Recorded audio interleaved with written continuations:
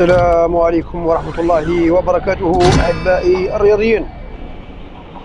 إذا أعجبك الفيديو اضغط على زر الإعجاب واشترك بالقناة حتى يصلك كل جديد. كانت البارحة قرعة دوري المجموعات دوري أبطال إفريقيا، وأسفرت على ميالي المجموعة الأولى الأهلي المصري، فيتا كلوب الكونغولي، سيمبا التنزاني، المريخ السوداني.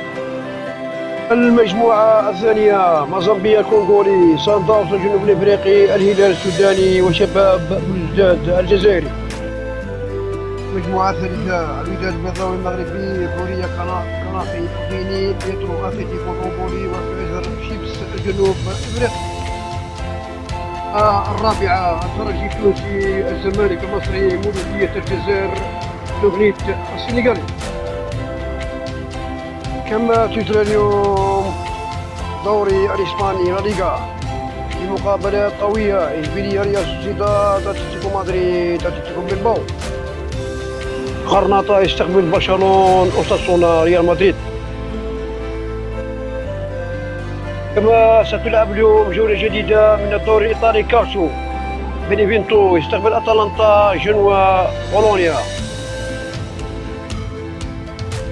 ميلان المتصدر يستقبل تورينو في سهرة اليوم، مقابلة لرد الاعتبار بعد خسارة اليوفي.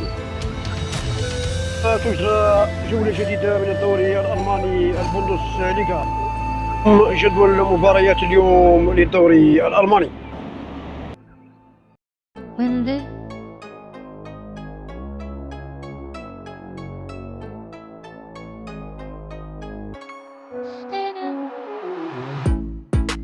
تجرى اليوم مباريات كأس الاتحاد الإنجليزي صارت اليوم. إليكم جدول مباريات اليوم.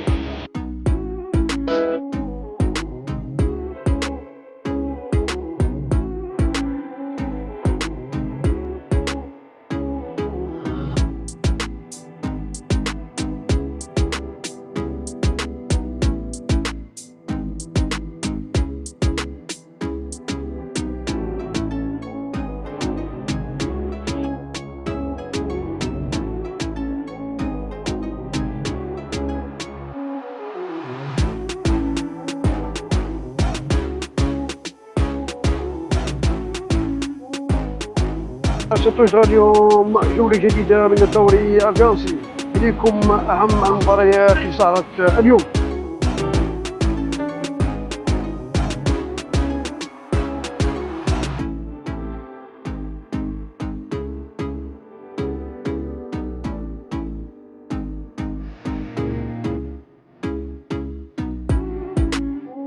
بعض المحبين للقناة أدرجنا الدوري الجزائري، الدوري المحلي، والرابطة المحترفة لموبيليز. إليكم جدول مباريات اليوم.